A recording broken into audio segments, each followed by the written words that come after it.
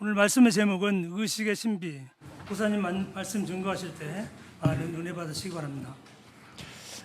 반갑습니다. 참 좋으신 주님의 은총과 평강이 예배의 자리에 나오신 모든 분들 위해 함께 하시길 축원드립니다. 첫 번째 화면을 보여주시죠. 물질을 구성하는 근본이 되는 이 미립자, 양자들은 입자성과 파동성을 동시에 가지고 있다고 하죠. 재미있는 것은 이 미시세계의 양자들은 인간이 의도를 가지고 관측하기 시작하면은 파동으로 움직이다가 입자로 전환된다고 합니다. 이 파동에서 입자로 전환된다는 것은 이제 결과가 바뀌는 것이라고 할 수 있습니다. 다시 말해 관측자의 의도가 개입될 때 파동으로 움직이던 것이 만질 수 있는 입자, 알갱이로 되는 것은 결과가 달라지는 것이다. 의도의 결과다. 이렇게 이제 볼 수 있는 것이죠. 이것은 우리가 평상시 하는 기도에도 적용해 볼 수 있습니다. 형제가 아프거나 혹은 어려움에 처해 있을 때 우리는 그 형제들을 위해서 중보기도를 하죠. 중보기도를 하는데 이 중보기도를 해보신 분들은 그 기도의 효험을 알아요. 기도의 효험을 아시는 분들은 이 기도의 효과를 반대할 사람은 거의 없다고 봅니다. 셰플러라는 사람이 기도 언어라는 책을 썼어요. 거기에 보면은 제가 참으로 감동받은 이제 언어가 있는데, 기도는 하나님이 인간에게 허락하신 공짜 사랑이다. 어때요? 기도는 하나님이 인간에게 허락하신 공짜 사랑이다 그래요. 이 말은 기도한다는 자체가 이미 우리 인간에게는 축복이라는 말씀이에요. 왜 그럴까요? 기도를 통해서 우리는 하나님과 소통하고 우리의 의식이 우주와 연결되기 때문이라고 할 수 있겠죠. 그래서 우리가 하나님께 기도 드릴 때 이 기도하는 행위 자체가 이미 하나님께서 우리에게 허락하신 공짜 사랑이다. 자, 이 기도가 공짜 사랑이라면 이 축복이 지금 우리에게 주어져 있는데 우리가 이걸 신앙생활 하면서 산 가운데서 계속 활용을 해야 되겠죠. 활용을 해야 될 것입니다. 우리는 상과 신앙에서 그만큼 우리의 기도가 이제 중요하다고 할 수 있는데, 기도를 할 때 그냥 하는 것이 아니죠. 기도를 할 때 이 우리의 의식적 활동이 있어요. 의도가 개입되고 있단 말이죠. 기도가 의식적 활동이기 때문에 이 양자역학의 측면에서 본다면은 역시 이 신앙의 관측이라고 볼 수 있어요. 우주의 변화를 관측하고 있는 기도를 통해서. 그러면은 이 의도가 개입되기 때문에 그 양자 미립자들이 파동에서 입자로 전환된다는 것은 기도를 통해서도 결과가 달라질 수 있다고 할 수 있겠습니다. 두 번째 스크린을 보면 집안에 키우는 식물들도 그 주인의 마음과 언어에 조응하는 것을 볼 수 있어요. 식물을 키워본 사람들이면 다 알아요. 저건 예전부에서 제게 선물한 아가베 아테누아타라는 식물이에요. 예전부에서 이 화분을 주문하러 가다가 주인에게서 저걸 얻어왔어요. 얻어와서 제게 줬는데 제가 지금 저걸 사랑하면서 키우고 있어요. 사랑하는 마음으로 자주는 못하지만은 생각날 때마다 사랑한다 아가베 아테누아타 하면서 이렇게 관심과 애정을 쏟으면서 키우고 있는데 잘 자라고 있어요. 잘 자라고 있는데 저걸 보면서 식물도 우리 인간의 마음과 그 정신작용에 조응하고 있구나. 아마 식물을 키워보신 분들이라면 여기에 반대할 사람은 없을 것 같습니다. 결국 이 식물도 우리 인간의 의식과 공명하고 있다는 소리예요. 세 번째 화면을 보면은 파동역학에서도 이것은 잘 증명되고 있죠.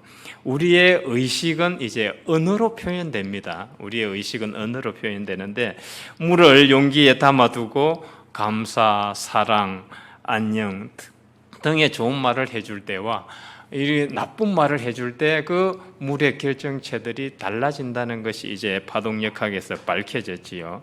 이것은 의식으로 이 인간과 우주 자연은 서로 연결되어 있다는 것을 잘 말해줍니다. 그래서 정신의 본질이 생명의 본질이라는 말을 하는 거예요. 지나다니면서 나무와 식물에 좋은 말, 긍정적인 말을 해주시기 바랍니다. 막 그 나무에게 하풀이하고 하시지 말고.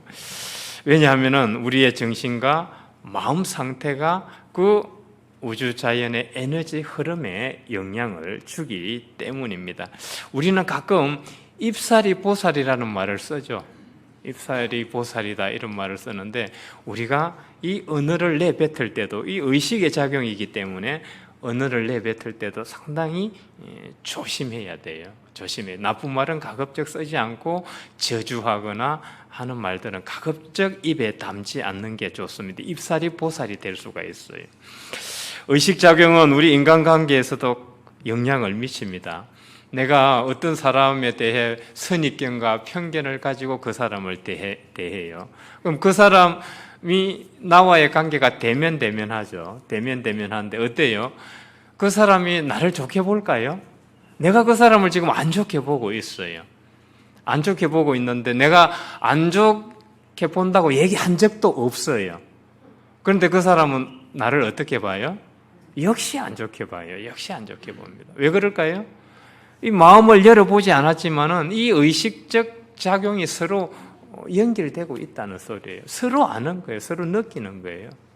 우리는 우리 마음은 안 들킬 거라 생각하는데 우리 마음도 다 들켜요.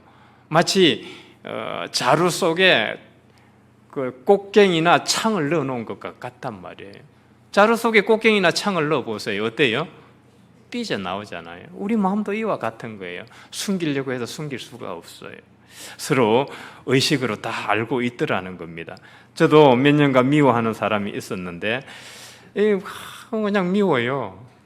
사람이라서 어쩔 수 없는 것 같아요. 미운 사람이 있으면 그 사람만 보면 짜증부터 나잖아요. 짜증부터 나고 그냥 만나기도 싫고 그런데 자리는 함께 해야 되고 정말 가시방석이죠. 정말 가시방석. 어떻게 해야 돼요? 계속 보고 살아야 되는데 그 사람도 나를 안 좋게 봐요. 안 좋게 봅니다. 그래서 이렇게 살아도 되겠나 싶어서 내가 목사인데 그래서 이제 조금 사람이 다 그렇지 뭐 완벽한 사람이 어디 있어. 나도 그런데 그러면서 서로 우리 불쌍하게 여기자 생각하면서 사랑하는 마음으로 이렇게 다가갔더니 그 노력을 조금 했더니 금세 태도가 바뀌어요. 저를 대하는 태도가 벌써 달라져요. 그 사람 역시 좋은 감정으로 저를 대하더라는 거예요. 이건 아마 저뿐만 아니라 여기 앉아 계신 분들이 다 경험하는 거예요. 우리는 정말 큰 변화의 물결을 일으킬 수 있는 것들을 가지고 있어요. 그런데 용기가 없어요. 이걸 넘어서려고 하는 용기가 없을 뿐이에요. 우리 충분히 다 잘 살 수 있어요. 인간관계 잘 할 수 있어요. 그런데 이걸 넘어서려는 용기가 없어요. 그냥 과거에 자기가 생각했던 그대로만 살려고 하기 때문에 이걸 이제 극복을 못하고 있는 것이죠. 한번 용기를 내보시기 바랍니다. 미운 형제들이 있어요? 몇 년 동안 엉어리진 형제들이 있습니까? 오늘 이후로 푸시기 바랍니다. 푸시기 바랍니다. 그리스도가 내 안에 사시는데 하나님이 지금 나의 모든 생각과 행동을 다 보고 계신다고 생각한다면 그런 마음을 품고 있으면 안 되겠죠. 안 되겠죠. 의식작용은 자신이 어떤 것을 받아들이고 거기에 따라 이제 자신의 삶을 해석하기도 해요. 그러니까 내가 어떤 그 이론이나 학문이나 철학을 가지고 사는가에 따라서 자기 삶을 또 그렇게 해석하기도 해요. 예컨대 저는 그래요. 저는 이제 예를 들면은 행복이 뭐냐 이렇게 누가 묻잖아요. 저는 간단하게 답할 수 있어요. 복잡하지 않고 행복은 집중 몰입이다. 왜 제가 이제 이런 생각을 하게 되냐 하면은 이제 그 미하이 칙센터 미하이라는 그 심리학 교수가 있어요. 그 노 교수가 쓴 책이 있는데 플로라는 책이에요. 몰입, 한국어로 번역하면 몰입인데 그분이 딱 책 제목이 몰입이잖아요. 뭐예요? 행복에 대해서 이야기하면서 행복은 몰입이다 이 소리예요. 몰입. 행복은 몰입인데 제가 이제 왜 그걸 느끼냐 하면은 제가 이제 설교 준비를 하잖아요. 이 설교 준비를 하는데 이 몰입이 안 되면 정말 설교 준비가 안 돼요. 시간은 가고 이 글은 나오지는 않고 이 설교를 하려면 글이 나와야 돼요. 글이 나와야 되는데 글은 나오지 않지. 참으로 고통스럽죠. 그때는 딱 보면은 몰입이 안 돼요. 그런데 이제 가장 몰입이 될 때가 언제냐 하면은 이 지금 예배 드리기 전에 1, 2부 예배 드리기 전에 새벽 시간부터 그 사이 이제 급하잖아요. 발등에 불이 떨어졌어. 이제 글이 완성이 안 되면은 저는 이제 안 되는 거예요. 그때는 이제 막 몰입이 돼요. 몰입이 되는데 2시간이 그냥 언제 지나갔는지 모르게 그때는 이제 설교문을 완성을 하게 됩니다. 완성을 하게 되는데 행복이 몰입이구나. 그러니까 의미 있는 일을 할 때 몰입할 때 그때 이게 행복이구나 하는 것을 저는 이제 그 미하이 칙센터 교수의 그 책을 보면서 공감을 하게 되었어요. 저는 그 이론을 받아들이고 있죠. 그 이론을 받아들이고 있고 실제 삶에서도 저는 그걸 적용하고 있어요. 결국 행복은 몰입에 있다. 그러면은 내가 그 행복이 돈이고 쾌락이라고 생각하는 사람은 어떻겠어요? 결국은 그 사람은 돈과 쾌락으로 행복을 설명하게 되고 계속 행복을 느끼게 되고 할 거예요. 아무리 설교에서 돈 그거 많이 가져도 행복하지 않습니다. 그래도 안 통해요. 왜요? 뭐니 해도 머니가 최고이기 때문에 그걸로 자기 삶을 해석하게 되는 거예요. 자기가 받아들이는 거는 돈과 물질이기 때문에 아무리 설교를 하고 좋은 얘기를 해줘도 안 통해요. 왜냐하면 자기가 가지고 있는 것은 그거예요. 그걸로 자기 삶을 해석하고 자기의 미래를 바라보게 되는 거죠.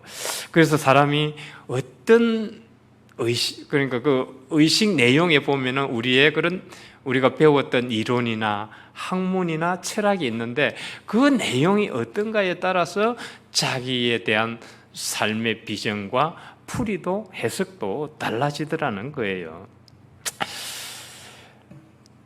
이 의식은 정말 우리가 살아가는데 대단히 중요합니다. 대단히 중요한데 교사와 학생의 관계에서도 이것은 그대로 나타나죠. 그 신입생들을 이제 받은 선생님이 이제 잘 몰라요. 그런데 보면은 이제 어떤 학생은 열심히 한다는 그런 어떤 정보를 가지고 있어요. 어떤 학생은 문제하다 이런 정보를 가지게 되죠.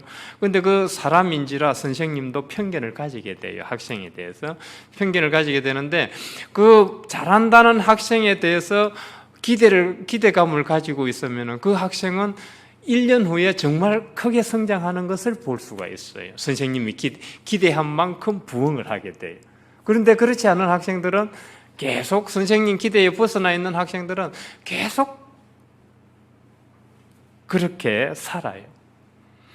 교사와 학생의 관계에서도 그게 나타나고 있는데 교사가 학생에게 어떤 기대를 걸고 있느냐 결국 우리의 의식작용이잖아요. 이게 피그말리온 효과, 이제 기대 효과라고도 하는데 그 우리의 교사와 학생의 관계에서도 그게 의식적 활동과 작용이 잘 드러나고 있더라는 것입니다.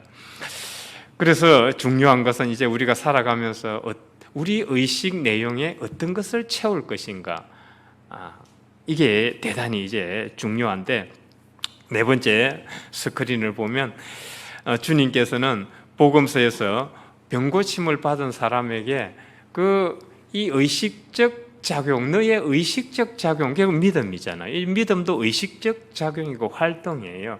너의 믿음이 너의 병을 고쳤다고 말씀하셔요. 지금 복음서 여러 군데서 그 말씀을 하고 계셔요. 맹인이 눈을 뜨게 되었는데 내 믿음이 너를 구원하였다고 하시고, 또 여자가 12의 혈류증을 앓고 있었는데 그 하혈을 고친 것도 내 믿음이 너를 구원하였다 하시고, 그리고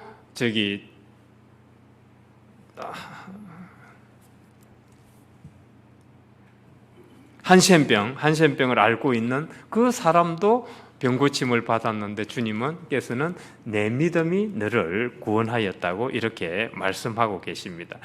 주님께서도 우리의 그 의식적 작용, 살아가면서 이 의식 내용에 무엇을 채우고 있는가, 이게 대단히 중요한데, 하나님의 믿음으로 채우고 있을 때 놀라운 일들이 일어날 수 있다는 것을 강조하셨던 것입니다.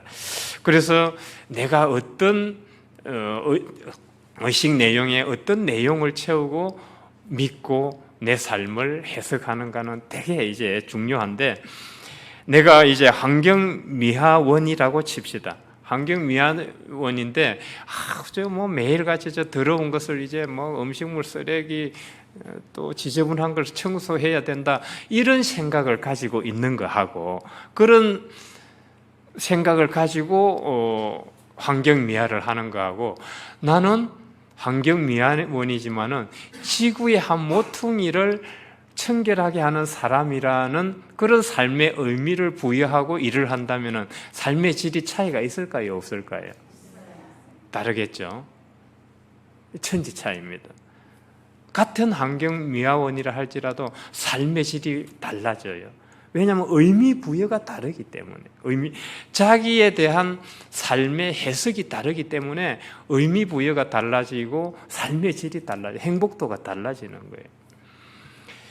교회 건축을 지금 우리도 이제 신축을 했는데, 교회 건축을 할 때 세 가지 부류가 있다 그래요. 건물 건축을 하는데 이제 교회 건축을 하다 보면 세 가지 부류가 있는데, 한 부류는 그렇다 그래요. 이제 벌어먹고 살아야 되니까. 이 일에 종사를 하고, 벽돌 쌓는 일에 종사를 하고 있어요. 또 한 부류는 그냥 아무 생각 없어요. 그냥 뭐 왔다리 갔다리 습관적으로 그 일을 하고 있어요. 그러나 한 부류는 나는 하나님이 계시는 성전을 건축한다는 심정으로 벽돌을 쌓아요. 삶의 질이 누가 높겠어요? 삶의 질이 달라요. 행복도 자체가 달라져요. 그래서 내가 내 의식 내용에 내가 무엇을 담고 내 삶을 어떻게 해석할 것이냐, 이거는 대단히 중요한 문제예요. 대단히 돈과 물질을 많이 가지고 있느냐, 이 차이가 아니라 의식 내용에 어떤 내용을 담고 내 삶에 어떤 의미를 부여하느냐, 여기에 실제로는 우리의 행복과 우리의 삶의 질이 달려 있다고 하겠습니다. 그래서 평상시 내가 나의 의식적 내용에 무엇을 담을 것인가, 이것은 대단히 중요한데, 5번째 스크린을 보면 이 영화 아시죠? 우리 젊은이들 아나요? 이 영화? 대부라는 영화죠. 말론 브란도. 말론 브란도는 대부라는 영화를 찍으면서 제2의 전성기를 달렸죠. 제2의 전성기를 달렸어요. 저 말론 브란도는 메소드 연기로 유명한 사람입니다. 그 연기에 메소드 연기를 도입하면서 아주 유명해졌는데요. 극중 인물과 똑같이 몰입하는 연기예요. 예를 들면은 이제 내가 베트남 전쟁에 갔다 와서 다리를 다친 군인의 역할을 연기를 할 때 평상시 그 연기에 몰입하기 위해서, 극중 인물에 몰입하기 위해서 평상시 계속 휠체어를 타고 다녀요, 본인이. 그만큼 몰입하기 위해서, 똑같아지기 위해서. 그래서 이 말론 브란도는 그 메소드 연기, 몰입하는 연기에 대단히 이제 탁월한데, 이 대부 영화에 보면은 그 줄거리에, 저도 이게 다는 예전에는 봤는데 이제 다 기억은 못해요. 기억은 못하는데 그 중에 이제 몇 가지 생각을 해보면은, 그 스토리 중에 자기 큰 아들과 이제 딸이 있어요. 딸이 있는데 둘이는 이제 뭐 배다른 형제죠. 배다른 형제인데 그 말론 브란도 그 대부의 딸이 이제 그 하나 남자친구를 사귀게 돼요. 남자친구를 사귀게 되는데 그 남자친구가 시시껄렁한 그런 사람이에요. 그래서 막 허구한 날 그냥 자기 딸을 때리고 폭력을 행사하고 그래요. 이걸 못마땅하게 여기고 있던 그 큰아들이 그냥 그 사위를 불러다가 완전히 그냥 초죽음을 만들어요. 초죽음을 만들어서 아마 거의 죽었던지 그럴 거예요. 그러니까 그 자기 여동생이 실성을 하고 미쳐버려요. 정신병원에 들락날락거리면서 나중에 아주 삶이 파탄지경에 이르게 돼요. 그게 이제 대부에 나오는 스토리인데 실제로 이제 말론 브란도의 삶에서 그런 일이 일어나요. 1990년 한 발에 총성이 들려요. 한 발에 총성이 들려서 아차 하고 가봤더니 자기 큰아들, 진짜 큰아들 크리스천이 그 여동생의 매제죠. 남편을 총으로 쏴버렸어요. 죽고 이제 큰아들은 감옥에 가고 자기 딸은 영화의 스토리대로 미쳐서 실성하게 되고 나중에 극단적 선택까지 하게 돼서 참 말론 브란도 그 가족의 삶이 아주 비극적인 결말을 파국을 맞게 돼요. 어때요? 이거는 이제 영화의 이야기와 실제 삶의 이야기가 뭐 우연일 수 있지 않느냐. 물론 우연일 수 있죠. 그러나 이 의식을 연구하는 사람들은 이걸 예사롭게 보지 않아요. 예사롭게 보지 않아요. 왜냐하면은 평상시 말론 브란도의 그런 몰입이 저 영화 할 때 그 했던 그런 몰입이 그 자기의 실제 삶에 영향을 줬을 것이다 이렇게 보는 거예요. 물론 그걸 증명할 길은 없습니다. 증명할 길은 없는데 의식을 연구하는 사람들은 그걸 예사롭게 보지 않아요. 이걸 통해서 우리가 이제 생각해 볼 것은 우리가 평상시 어떤 의식적 내용을 가지는가가 중요하다는 거예요. 중요하다는 거예요. 입살이 보살이라고 하듯이 우리의 평상시 의식 내용을 건전하고 성실하고 좋은 것들을 가급적 가지려고 노력해야 돼요. 이게 어떻게 보면 신앙이에요. 이게 신앙이에요. 우리가 이 마음을 다스리는 게 중요하잖아요. 그 결국은 의식이거든요. 6번째 화면을 보면 공자는 2500년 전에 이 의식의 중요성을 잘 알고 있었던 것 같아요. 공자는 가장 사랑하는 제자 안현에게 이렇게 대답을 해요. 안현이 이제 공자에게 선생님, 인이 무엇입니까? 이렇게 물었죠. 그래서 공자가 이렇게 대답을 해요. 우리 다 아는 내용이잖아요. 얘가 아니면 보지도 듣지도 말하지도 행동하지도 말라. 얘가 아니면. 결국 평상시에 나의 의식적 내용에 얘가 아닌 것은 가시지 말라는 뜻이죠. 왜냐하면 그렇게 되면 인을 회복할 수 없기 때문에.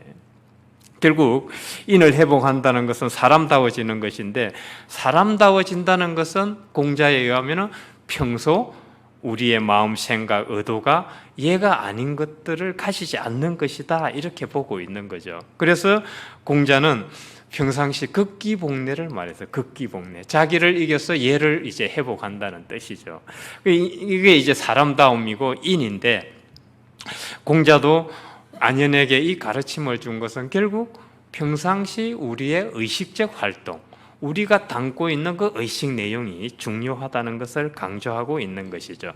7번째 스크린을 보면 오늘 하나님이 우리에게 주신 시편 말씀을 보면은 이 시인도 역시 이 의식의 신비를 잘 알고 있었던 것으로 보입니다. 복 있는 사람은 쉽게 말하면 여호와의 말씀으로 채운 자예요. 그게 이제 복이 있다고 말씀을 하고 계신데 우리의 의식적 내용이 오로지 하나님의 말씀으로 채워져 있다면 우리는 하나님과 연결될 수밖에 없겠죠. 우리가 평상시 하나님의 말씀으로 채우고 산다면 늘 하나님과 연결되어 살죠. 그런데 우리는 그렇지 않죠. 기도하고 예배 드리고 성경 말씀을 읽고 이런 시간에는 이제 하나님을 생각하고 하나님을 우리 속에 채우고 있지만은 그 외의 시간들을 보면 이제 삶에 쫓겨가지고 그걸 쫓느라 정신이 없어요. 그래서 평상시 우리는 기도하는 시간을 가지고 묵상하는 시간을 가질 필요가 있어요. 가지면서 하나님의 말씀으로 우리의 세속으로 채워졌던 것을 이렇게 정화시키는 시간이 이제 필요하다고 볼 수 있는데, 지금 이번에 이제 좋지 못한 일이 계속 연일해서 이제 발생하고 있죠. 저는 느낌이 이게 마치 판도라 상자가 뚜껑이 열린 것처럼 계속 이제 악인들이 등장하고 있는 그런 느낌을 받고 있는데, 아무튼 참으로 심각한 현상입니다. 심각한 현상인데, 그들은 무슨 생각을 하고 있을까? 평상시 저런 행동을, 저런 범죄를 저지르는 사람들이 평상시 그들의 의식 속에는 무엇이 있을까? 마약을 하고 하는 사람들은 평상시 마약에 대한 생각밖에 없을 거예요. 알코올 중독자는 평상시 알코올에 대한 생각밖에 없어요. 흥청망청 먹고 마시고 놀고 하는 사람들은 그 생각밖에 없어요. 그래서 눈에는 뭐밖에 보이는 게 없다 그러죠. 한 번은 무학대사와 태조 이성계가 이제 농담을 서로 주고받기로 했어요. 농을 치기로 했는데, 아마 이 이야기는 많은 분들이 알고 계실 걸로 생각을 하는데, 이성계가 이제 무학대사와 농을 하면서 농을 하기로 하고 무학대사에게 아이고 대사는 어찌 생긴 게 꼭 돼지상이요, 이렇게 이제 농을 쳤어요. 그랬더니 무학대사가 제 눈에는 왕께서는 부처같이 보이십니다, 이렇게 이제 대답을 했어요. 그러니까 이성계가 인상을 찌푸리면서 참 재미없게 사네, 농담 좀 해줬더니 저런 농담은 할 줄 모르고, 그렇게 해서 이제 무학대사를 핀잔을 줬어요. 그랬더니 무학대사가 돼지 눈에는 돼지밖에 안 보이고 부처 눈에는 부처만 보이는 법입니다. 그렇게 해서 이성계가 큰 깨달음을 얻었다고 하죠. 참 우스갯소리지만은 여기에도 그런 내용이 뼈가 있어요. 우리가 평상시 어떤 의식에 어떤 내용을 담고 사는가, 그대로 보인다는 거예요. 자기가 담고 있는 의식 내용에 따라서 보는 것도 그렇게 보고 자기 삶도 그렇게 해석한다는 거예요. 최근에 너무 황당한 일들이 벌어지고 있어서 우리 사회를 불안하게 만들고 있는데, 그들 역시도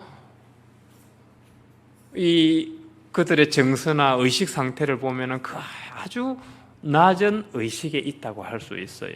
그걸 이제 잘 증명했던 분이 데이비드 호킨스 박사죠. 8번째 화면을 이제 띄워주시기 바랍니다. 신림동 공원에서 낮 11시, 12시 사이에 그런 몹쓸 짓을 한 사람이 유서에 보니까 어떤 자백을 했어요? 자기가 몇 달 전부터 범행을 계획하고 있었다. 그의 의식 내용에는 그런 것밖에 없는 거예요. 평상시 의식 내용이, 그가 담고 사는 의식 내용이 그런 유예요. 부정적이고 비관적이고 염세적이고, 그 악인의 깨를 쫓으면 안 되는데 그 악인의 깨를 쫓으면서 사는 거예요. 그 범행을 저질렀던 장소에 CCTV가 없었다 그러죠. CCTV가 없었으니까 여기 CCTV가 없구나, 범행을 계획하고 있었던 거예요. 그래서 데이비드 호킨스 박사의 의식 지도에 의하면은 빨간 색을 보시면 되는데, 범죄율이 높을 때 그들의 정서 상태는 어때요? 불안, 절망, 비난, 굴욕, 이런 의식과 감정 상태에 있어요. 그때 그들의 행복도는 어때요? 거의 제로. 제로 내지는 2예요. 2. 그리고 범죄율은 얼마나 높아요? 범죄율은 90% 이상이에요. 그러니까 평상시 우리가 우리의 의식에 어떤 내용을 담고 사는가는 그 사람의 삶을 결정을 하는 거예요. 우리는 하나님의 영과 접속되는 그런 삶을 살아야 되는데 오늘 시편의 시인은 그렇게 살려면은 하나님의 말씀을 주야로 묵상하는 데 있다 그래요. 실제로 그렇잖아요. 하나님의 말씀을 우리 의식 속에 가득 채우고 있으면은 정말 복 있는 사람이죠. 그렇게 살게 되죠. 그렇게 살게 되죠. 그 외에 우리가 정말 하나님의 영과 내가 지금 접속한 상태인가 아닌가를 알아보려면 저 의식 지도를 보면 딱 나와요. 지금 상태가 내가 기쁨이 있다 그러면 하나님의 의식 상태와 접속하고 있는 거예요. 내가 지금 용기가 있다 그러면은 하나님의 의식 상태와 접속하고 있는 거예요. 그런데 지금 불안하다, 두렵다, 슬프다, 자포자기 상태다. 지금 의식 바닥이에요. 빨리 여기서 벗어나도록 노력해야 돼요. 벗어나도록 노력해야 돼요. 리처드 로우라는 기독교 영성가는 전체가 치유되지 않는다면 개인의 치유도 어렵다는 것을 강조하고 있습니다. 사실 지금 우리 사회에 군데군데 아픔과 상처투성이에요. 이런 사회가 지금 이럴진데 나 혼자 구원을 받을 수 있는가? 물론 받을 수 있겠죠. 하나님께서 함께 하신다면 받을 수 있겠죠. 과연 이 사회는 죽어가고 있고 군데군데 고통과 아픔 속에 있는데 과연 그 속에서 개인이 치유받는다는 것이 가능하겠지만은 현실적으로 그게 어떨까요? 계속 저런 나쁜 형상들이 범죄들이 나타나면서 우리를 불안하게 만들어요. 불안하게 만들어요. 그런데 우리 개인이 어떻게 치유가 돼요? 불안한데. 9번째 서클린을 보면 그래서 사도 바울은 에베소서 1장 9절로 10절에서 하나님의 비밀, 하나님의 경륜, 계획은 그리스도 안에서 하늘에 있는 것이나 땅에 있는 것이나 모두가 하나 되게 하는 거예요. 그래서 우리는 이 신앙을 다시금 생각을 해봐야 돼요. 물론 지금 악인들이 범죄를 저지르고 있어요. 그렇게 해서 법을 강화하고 그 악인들을 비난하고 징계를 해요. 그러면 그 범죄가 없어질 수 있을까요? 지난번에 한번 설교 때 말씀드렸죠. 법이 더 세밀해지면은 이 지능적인 범죄가 더 나타나게 된다 그랬어요. 사람이 그래요. 사람이 그래요. 법이 필요하지만 법으로 이걸 해결할 수가 없어요. 우리는 오늘 에베소서 1장 9절에서 10절 사도 바울의 관점에서 지금 작금의 세태를 바라봐야 해요. 지금 그리스도 안에서 하나가 되도록 가는 그런 비전을 바라보고 우리는 신앙생활을 해야 된다는 소리예요. 저걸 그냥 비난하고 법을 강화하고 끝날 문제가 아니라는 거죠. 우리는 신앙인으로서 책임이 있어요. 의무가 있단 말이에요. 그래서 그러면은 이렇게 물어볼 수 있죠. 지금 그리스도도 안 계시는데 그러면 어떻게 해요? 그리스도는 어디 계셔요? 성령으로 우리 안에 계셔요. 우리가 여기에 대한 확신이 없으면은 이 세상은 치유가 될 수가 없어요. 우리가 우리 안에 그리스도께서 하신다는 이 확신이 없으면 우리 이 세상은 치유가 될 수가 없단 말이에요. 나도 그냥 똑같이 악하게 행동을 하는 거예요. 똑같이. 지금 범죄율이 높은 것은 의식이 낮은 것이라고 단정할 수 있어요. 의식이 낮은 상태에 있는 거예요. 그래서 신앙생활을 하면서 우리가 의식 상승의 길을 가고 의식 확장의 길을 가야 되는 이유가 여기 있어요. 그걸 기독교에서는 중생이다, 성화다 이렇게 표현하는 거예요. 그래서 신앙생활을 하면서 믿고 구원받고 하나님께서 축복 주시고 이걸로 끝나서는 안 돼요. 우리는 의식 상승의 길을 가야 해요.